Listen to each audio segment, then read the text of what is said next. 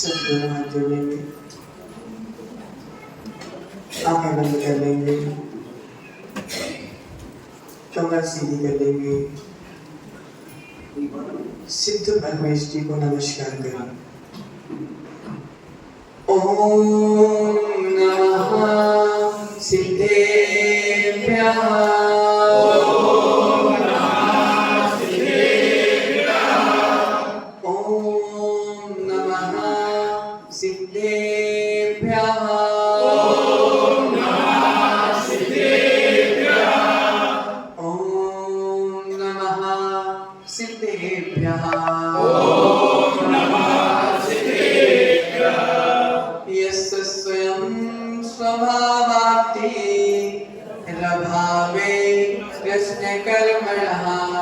तस्मै सत्यानुरूपाय नमोस्तु परमात्मने। नमो अरिहन्ताणं नमो सीताणं नमो आयरीयाणं नमो वज्रायाणं नमो लोय सप्तसाहूणम्।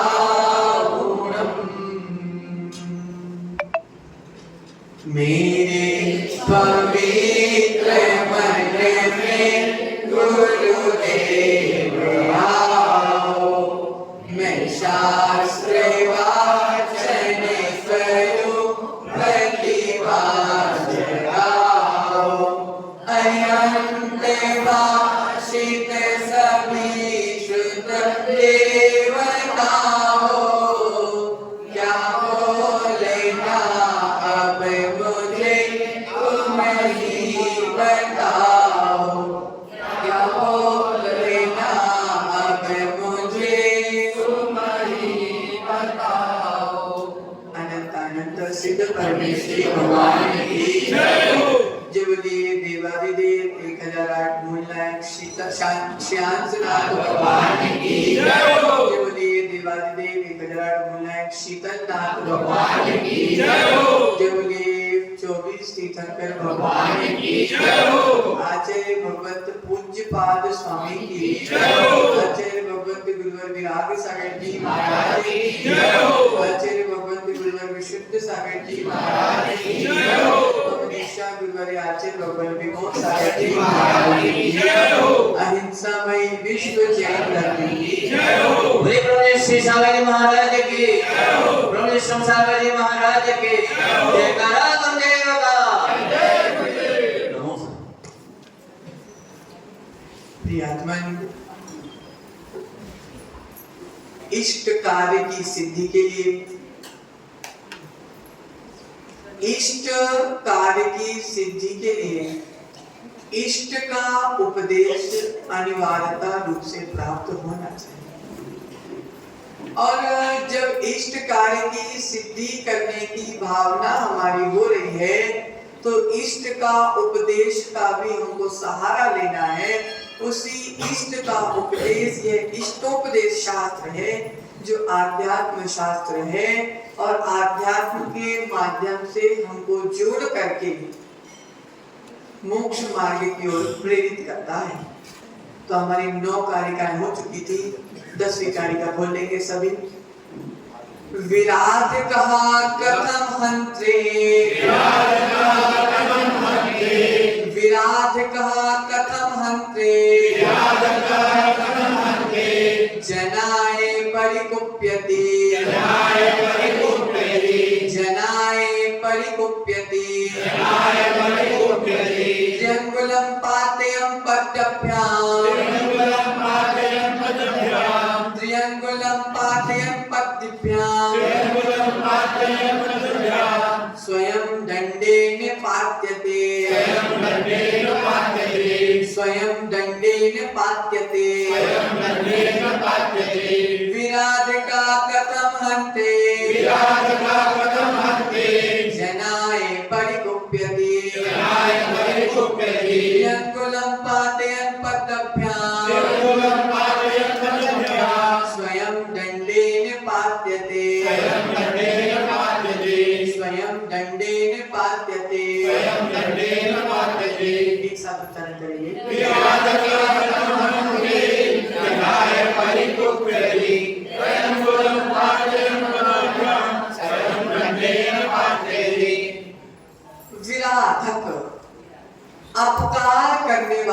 मनुष्य, विराधना करने वाला मनुष्य, हंत्रे जनाः, मारने वाले मनुष्य के लिए क्यों क्रोध करता है? जो जीव हमारी विराधना कर रहे हैं, जो जीव हमको मारने के लिए आ रहे हैं, हम क्यों उनके ऊपर क्रोध करें? 3 अंगुल, त्रिअंगुलम, 3 अंगुल वाला फावड़ा देखा, 3 अंगुल वाला। जो जीव लात मारकर उस फावड़े को गिराने का प्रयास करता है, उसका डंडा पांव में फंसकर जीव ही गिर जाता है। देखा वो फावड़ा, तो त्रिअंगुल, वो 3 अंगुल वाला फावड़ा आदि भूमि पर जो खोदने के काम आता है, जो मनुष्य उसको गिराने का प्रयास करता है, उसकी लकड़ी उसके पैर में फंस जाती है और वो भी गिर जाता है।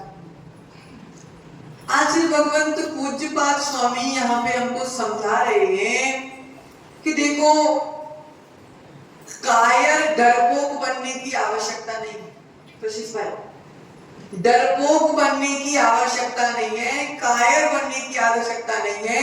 हम संकट से डरे ऐसी भावना भी नहीं।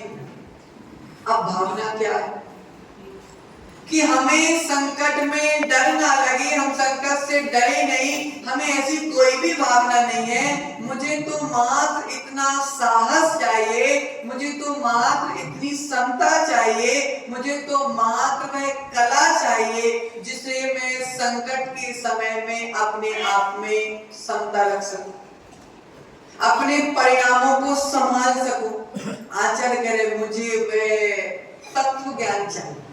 क्या चाहिए? तत्व ज्ञान चाहिए कि मैं विकट परिस्थिति में रोने ना बैठूं, मैं विकट परिस्थिति में समता को निरंतर बरकरार रखूं।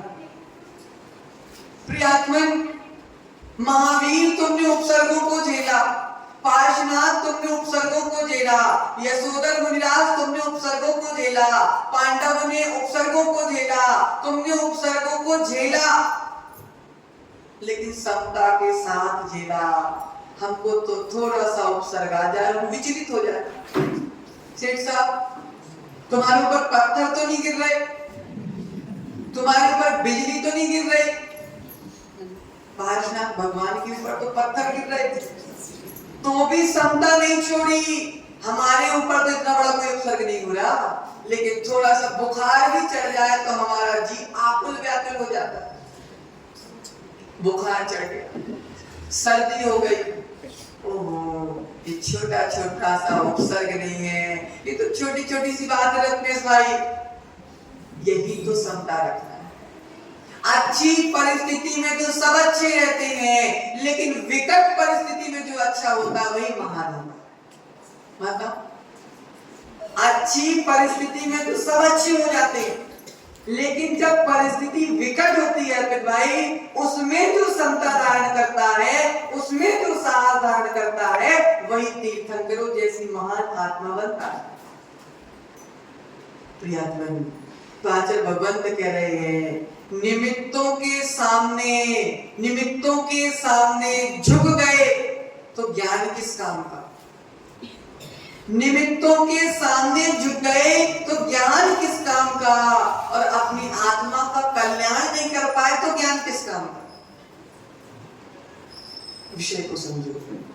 आचार्य भगवंत बड़े प्यार से समझा रहे हैं कि संकलेश को दूर भगाने जाओगे तो और संकलेश में चले जाओगे, और जहां संकलेश हो रहा है प्रशिष्ट भाई, अगर स्वयं वहां से दूर हो जाओगे तो निर्विकल्प हो जाओगे।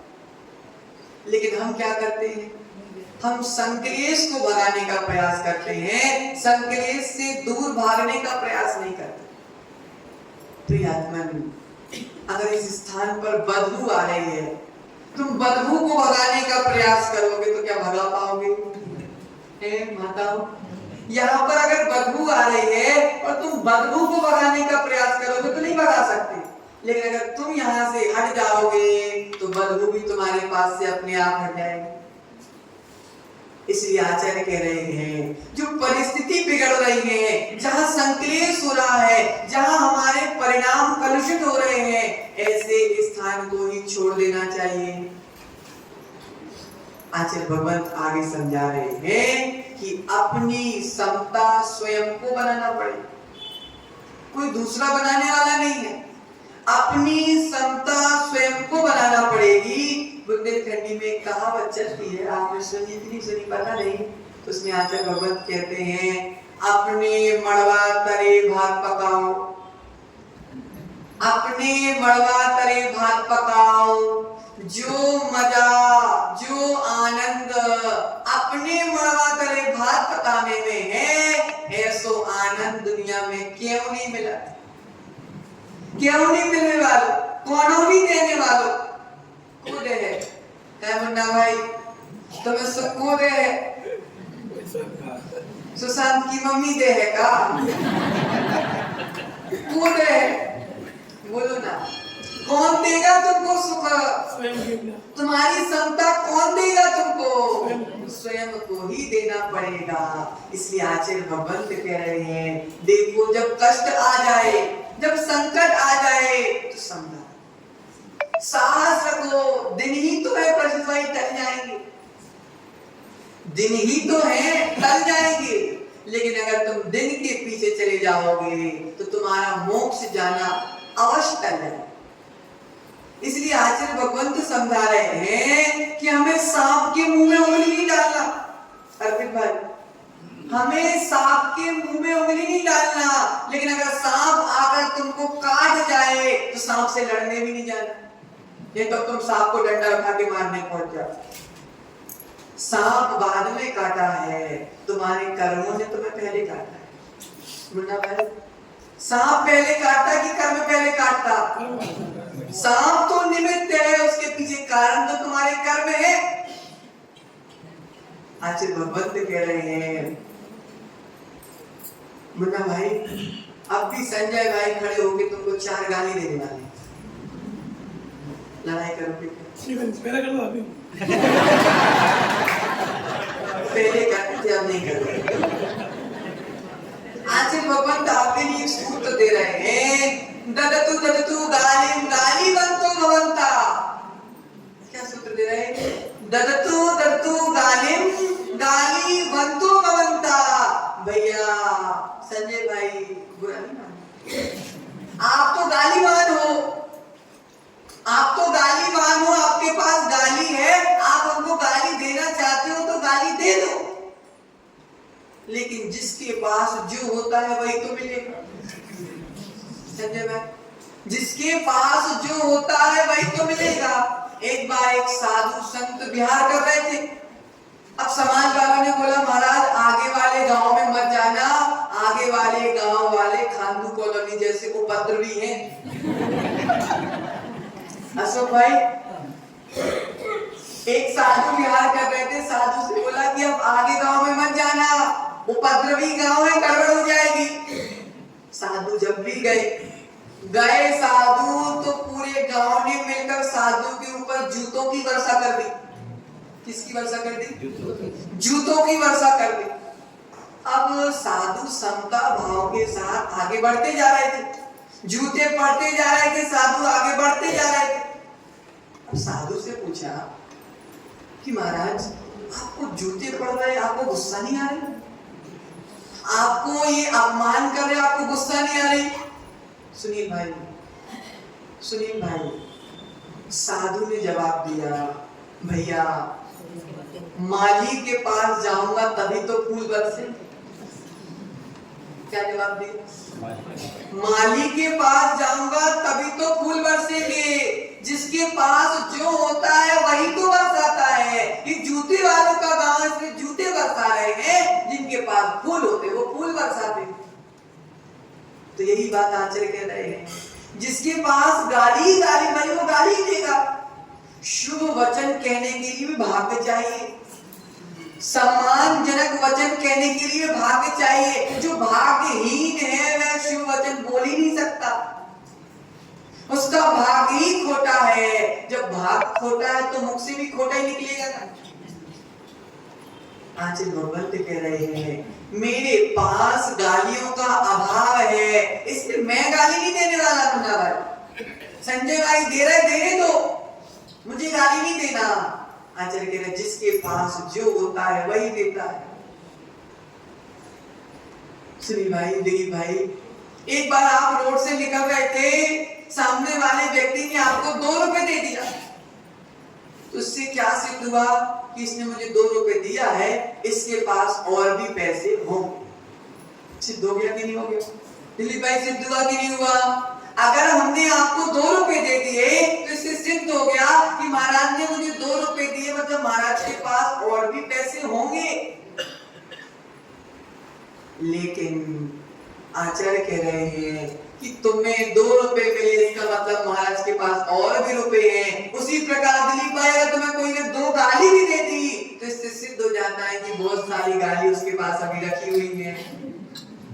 मुझे तो 2 ही मिली, उसके पास तो न जाने कितनी रखी हुई है। इसलिए समता, परिणामों की समता, कुछ भी चला जाए समता नहीं जाना चाहिए। धन चली जाए, तन चली जाए, मन चला जाए, सब संपत्ति 0 हो जाए मुन्ना भाई, लेकिन समता नहीं जाना चाहिए। इसी बात को सुनकर ज्ञानी जीव खुश होता है, मेरे ही तो कर्म है, मेरे ही तो कर्म है। समता के साथ भोगूंगा तो निर्जरा का कारण बन जाएगा, और संकलेश के साथ भोगूंगा तो डबल होने का कारण बन जाएगा। इसलिए आचार्य भगवंत यही समझा रहे हैं कि भैया समता बनी रहना चाहिए। पूज्य आचार्य भगवंत ने हमारे पद्यनुवाद में लिखा, कुछ भी टूटे कुछ भी फूटे या सब जग रूठे, काया छूटे माया छूटे या सब जग छूटे,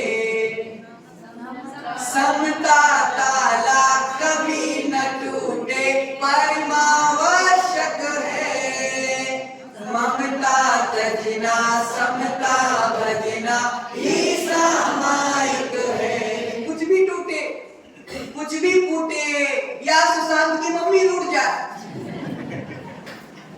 लेकिन मेरे समता का ताला नहीं टूटे, मेरा समता का ताला नहीं टूटना चाहिए। अगर समता का ताला टूट जाएगा तो कर्मों के आने का दरवाजा खुल जाएगा। ताला टूटेगा तो दरवाजा खुलेगा कि नहीं खुलेगा? कर्मों ने जो धक्का देंगे, कर्म ऐसे धक्का देंगे कि लंगर भी लगे होंगे तो उनके नट भी ढीले हो जाए। समझो सुशांत के पापा, विपत्ति के समय बुद्धि का परिचय देना है, अज्ञानता का परिचय नहीं देना।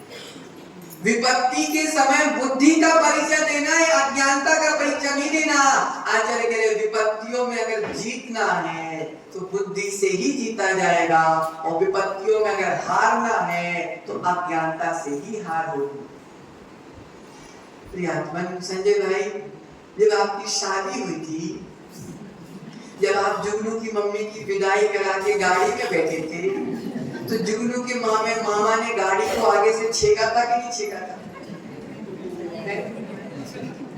सब जो बात को ध्यान से सुनिए। जब आपकी जुगनू की मम्मी से शादी हुई, जब आपने उनकी विदाई कराई, विदाई कराने के बाद गाड़ी में बैठे, गाड़ी में बैठने के बाद जुगनू के मामा ने, अर्थात तुम्हारी बच्चे की मम्मी के भाई ने तुम्हारे रास्ते को छेक लिया था, गाड़ी के आगे खड़ा हो गया था कि मैं गाड़ी आगे नहीं जाने दूंगा। फिर क्या किया तुमने? डंडा उठा के लड़ने पहुंच गए? क्या किया तुमने? क्या दिया? पैसे दे दिए।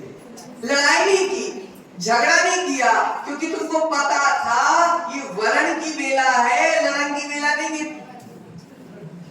अभी लड़ने का समय नहीं है, अभी तो जो सामने वाला मांग रहा है दे दो और अपन निकल चलो।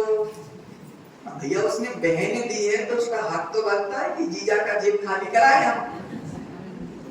कह रहे उस समय लड़ने का विषय नहीं था। क्या विषय है कि जो चाहिए वह दे दो और हमें शांति से जाने दो। उसी प्रकार आचार्य कह रहे हैं, जिस प्रकार सांसारिक वधु को जब तुम लेने गए थे तो उसको ले जाने के लिए तुमने क्या सोचा? जो चाहिए दे दो, लेकिन मेरे शांति से मुझे जाने दो। उसी प्रकार तुम अब मोक्ष मार्ग पर बढ़कर मुक्ति वधु के साथ विदा करके लेके जा रहे हो, मुक्ति वधु को साथ में लेके जा रहे हो। मुन्ना भाई बच्चों को जो चाहिए सब दे दो, बच्चों की मम्मी को जो चाहिए वो दे दो, नाती पोतों को जो चाहिए सब दे दो, सब ले लो, बस मेरी शांति कोई मत ले। क्या कह रहे हैं अशोक भाई? सब ले लो बस मेरी शांति नहीं लेना, क्योंकि ये धन संपत्ति मेरे काम नहीं आएगी, मुझे तो मुक्ति वधु से शादी करना है। ये मेरी शांति और समता ही मेरी शादी के पीछे कारण बने। अभी तो शांति बाई काम आई थी, समता बाई काम आई थी, अब तो शांति और समता जो आत्मा के गुण है वे काम आएंगे। प्रियात्मन आचार्य कह रहे कब तक लड़ते रहोगे? लड़ने से कुछ नहीं होगा। ज्ञान का परिचय दो। ज्ञानी लड़ता नहीं है, लड़ाई को भी शादवाद और अनेकांत के माध्यम से हल कर देता है। किसके माध्यम से? शादवाद और अनेकांत के माध्यम से ज्ञानी सारी लड़ाइयों को बंद कर देता है। जो लड़ता है वह ज्ञानी नहीं, और जो ज्ञानी है वह लड़ता नहीं। प्रिंसिस भाई क्या सूत्र दिया आचार्य भगवान ने? जो लड़ता है वह ज्ञानी नहीं, और जो ज्ञानी है वह लड़ता नहीं। प्रियात्मन, जब जीव बड़ा बीमार हो जाता है, किसी रोग से ग्रसित हो जाता है, कोई रोगी जिसके शरीर में बहुत वेदना हो रही है, वो डॉक्टर के पास जाता है तो डॉक्टर को भी लात मार देता है और हाथ मार देता है, गाली दे देता है। बच्चों को इंजेक्शन लगवाने जाओ तो बच्चे डॉक्टर को ही 4 बातें सुना देते, लड़ाई कर लेते, लात मार देते, हाथ मार देते। क्यों डॉक्टर साहब बताओ ना, कितनी बार पढ़ते होंगे तुमको? जब जीव बीमार होता है, रोग से ग्रसित होता है, पीड़ा से बहुत ज्यादा वेदना में चूर होता है, तो वह डॉक्टर को भी लात मार देता है, हाथ मार देता है, गाली दे देता है, चिल्ला देता है। तो क्या डॉक्टर लड़ने लगता है? क्या करता डॉक्टर? डॉक्टर चिंतन करता है, तकलीफ हो रही है। क्या चिंतन करता है? तकलीफ हो रही है, बीमार है, अभी सामान्य स्थिति में नहीं है, अभी वेदना उसके भीतर भरपूर उसको कष्ट दे रही है। डॉक्टर चिंतन करता है तो लड़ने नहीं बैठता। अगर डॉक्टर लड़ने बैठेगा तो इलाज कौन करेगा? इसलिए आचार्य कह रहे हैं उसी प्रकार ज्ञानी होता है। सामने वाले ने गाली दे दी, सामने वाले ने चिल्ला दिया, भाई सामने वाले ने तुमको थप्पड़ भी मार दिया, तो उससे लड़ना नहीं, चिंतन करना कि भाई अज्ञान रूपी रोग से ग्रसित है, अज्ञान रूपी रोग बीमारी लगी हुई है। ज्ञान होता तो क्यों करता? अज्ञानी है, अज्ञानी के कारण हम अपने परिणाम खराब करेंगे तो हम भी अज्ञानी बन जाएंगे। फिर उसमें और हम में अंतर क्या? भाई उसमें और हम में अंतर क्या? तुमने गाली हमको दी और हमने भी तुमको गाली दी, दोनों में अंतर क्या रह गया? तुम भी खोटे, हम भी खोटे, लेकिन तुमने गाली दी और हमने समता से सह ली, इसलिए तुम नीचे बैठते हो और साधु ऊपर बैठते, नहीं तो बराबर में बैठते। क्या फर्क पड़ता है? नहीं, जमीन और आसमान का फर्क पड़ जाता है। समताधारी और संकलेशी जीवों में जो अंतर होता है वही साधु और श्रावक में अंतर। प्रियात्मन, 3 पैर वाला फावड़ा त्रिअंगुल जो इसके लिए गिराने का प्रयास करेगा वो स्वयं गिर जाएगा। 3 पैर है, एक राग का पैर है, एक द्वेष का पैर है और एक मोह का पैर है। राग करोगे तो गिरोगे, मोह करोगे तो गिरोगे, द्वेष करोगे तो गिरोगे। इसलिए न राग करना है, न द्वेष करना है, न मोह करना है।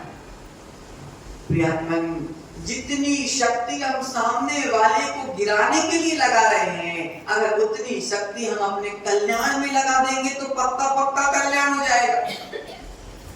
शक्ति तो तय है, अरे भाई शक्ति तो तय है ना। आचार्य कह रहे हैं विशुद्धि के मौके ढूंढो, विशुद्धि के मौके ढूंढो और संकेत के मौके मिलने पर ऐसे मौके छोड़ दो। मजे मजे में भोगों को भोग लोगे, लेकिन जब भोग के भोगने के बाद वह रोग बन के आएंगे तो वो तुमको भोग लेंगे पूरी तरीके खा जाएंगे। पहले भोग भोगी भोग भोगता है, फिर भोग से रोग होता है, फिर रोगी भोगी को ही चाट जाता है। कई दवाइयां ऐसी होती है अरुण भाई जो रोग ठीक कर देती है। कई दवाइयां ऐसी होती जो रोग को ठीक कर देती है और कई दवाइयां ऐसी होती जो रोगी को चाट जाती है। इसलिए आचार्य कह रहे हैं विशुद्धि के मौके ढूंढो। दिलीप भाई विशुद्धि के मौके ढूंढो। कहां से मुझे पॉजिटिव एनर्जी मिल रही है, कहां से मेरे परिणाम पॉजिटिव हो रहे हैं और कहां मेरे परिणाम नेगेटिव हो रहे हैं। जहां जहां परिणाम पॉजिटिव हो रहे हैं उनके मौके बार बार ढूंढो। कहीं से भी तो मिल जाए, कहीं से भी मिल जाए। और जहां से मेरे भावनाओं में अंतर आ रहा है, जहां मेरी भावनाएं कलुषित हो रही हैं, वो स्थान छोड़ दो। और सबसे ज्यादा कलुषित भाव होते हैं घर में और परिवार में। इसलिए आचार्य क्या कह रहे हैं, छोड़ दो। जहां भावनाएं कलुषित हो रही वहां छोड़ दो, उस स्थान से दूर हट जाओ। प्रियात्मन हित करना है तो भी हमारे हाथ में है, अहित करना है तो भी हमारे हाथ में है। अब निर्णय करना है प्रोसेस वो भी हमारे हाथ में। इसलिए समझो व्यवस्था में फंस जाओगे तो संकलेश में चले जाओगे, व्यवस्था में फंस जाओगे संकलेश में चले जाओगे। लेकिन जैसी व्यवस्था होगी वैसे में व्यवस्थित हो जाओगे तो विशुद्धि में चले जाओगे। अरुण भाई ये भी होना चाहिए, ये भी होना चाहिए, ये भी होना चाहिए, ये भी होना चाहिए। जब व्यवस्थित में लग जाओगे, व्यवस्था में फंस जाओगे, संकलेश में चले जाओगे। अब जो भाग्य से मिला है यही अच्छा है, विशुद्धि में चलिए। प्रियात्मन सामने वाले के अनुसार तो व्यवहार करोगे तो दोनों में कोई अंतर नहीं है। मुझसे कोई कितना भी गंदा व्यवहार करे मैं तो अच्छा ही करूंगा। उसका काम है बुरा व्यवहार करना और मेरा काम है अच्छा व्यवहार करना। जब मैं अपना स्वभाव नहीं छोड़ सकता तो मैं भी अपना स्वभाव क्यों छोड़ूं? जब सामने वाला अपनी बुराई नहीं छोड़ सकता तो मैं भी अपनी अच्छाई छोड़ने वाला।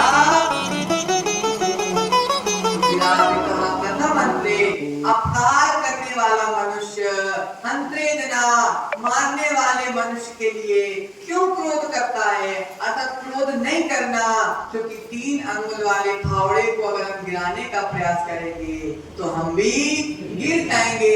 उसी प्रकार अगर हमारे उपकारी कम है, आज के समय अपकारी ज्यादा। अशोक भाई उपकारी कम है, अपकारी ज्यादा है। तो आचार्य कह रहे हैं उपकारी के प्रति भी उपकार करो और अपकारी के प्रति भी उपकार। क्या? उपकारी के प्रति भी उपकार करो और अपकारी के प्रति भी उपकार करो। देखो सेठ साहब, जितना वात्सल्य जितना प्रेम पांचनाथ ने पद्मावती धर्मेंद्र को दिया था उतना ही प्रेम कमट को भी दिया था। बताओ जितना प्रेम पांचनाथ ने धर्मेंद्र पद्मावती से किया उतना ही प्रेम कमट से किया। धर्मेंद्र पद्मावती उपकार कर रहे थे, कमट अपकार कर रहा था। तो अपकार के प्रति भी समता भाव और उपकारी के प्रति भी समता भाव, तब कहीं जाकर हमारी जीवात्मा समता से सम्यक दर्शन से सम्यक ज्ञान और सम्यक ज्ञान से सम्यक चारित्र तक पहुंचकर अपनी आत्मा भी एक दिन परमात्मा अवस्था को प्राप्त। अहितकारी के प्रति भी क्रोध करना व्यर्थ है, निष्फल है, निष्प्रयोजन है। क्योंकि अंगार फेंकोगे तो दूसरा जले ना जले, हमारा हाथ को जलना। दूसरे के ऊपर अंगार फेंकोगे तो सामने वाला जले ना जले वो उसके पाप पुण्य के ऊपर डिपेंड करता है, लेकिन हमारा हाथ जलना निश्चित है। उसी प्रकार दूसरों को बर्बाद करने का प्रयास करोगे, दूसरा बर्बाद हो या ना हो लेकिन हमारा बर्बाद होना निश्चित है। इसलिए विवेक पूर्वक पूर्वक समता को संभाल के रखो। जिसने समता को संभाल लिया उसने अपनी आत्मा को संभाल लिया, और जिसने समता खो दी उसने अपनी आत्मा को भगवान बनने से रोक दिया। इस मंगल भावना के साथ आचार्य भगवत पूज्यपाद स्वामी की जय।